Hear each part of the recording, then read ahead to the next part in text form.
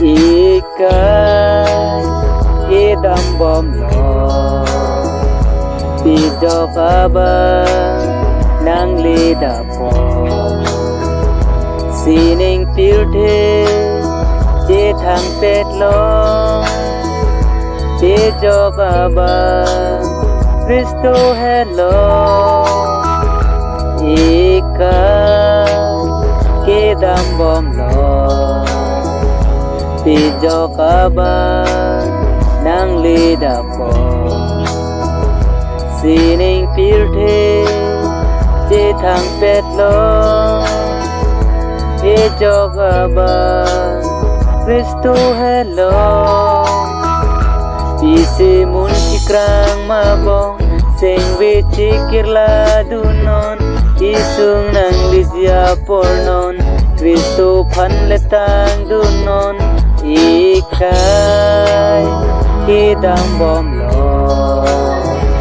Pintong abang nang lidah po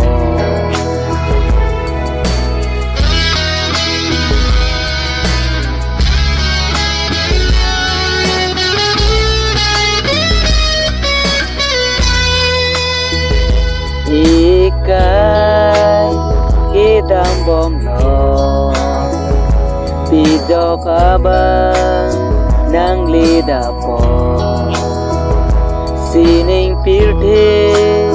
je thang pet lo Pijok abang Kristo hello Suminta rakaya ju Pisang tha Kristo sangho Mandun tha alang lilamu La ikai juje aku Ikai hitam bom lo Nukang arpen sidunang po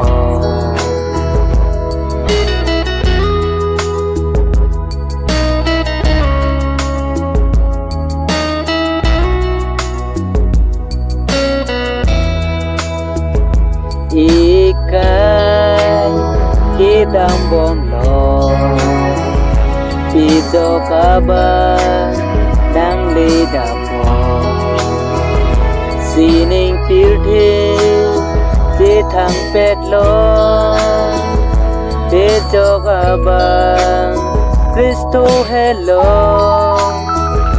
Kansai arni nang ledi Papi atam ning duksi Ame kristi pabuji Tunang jihirang tepi Ikai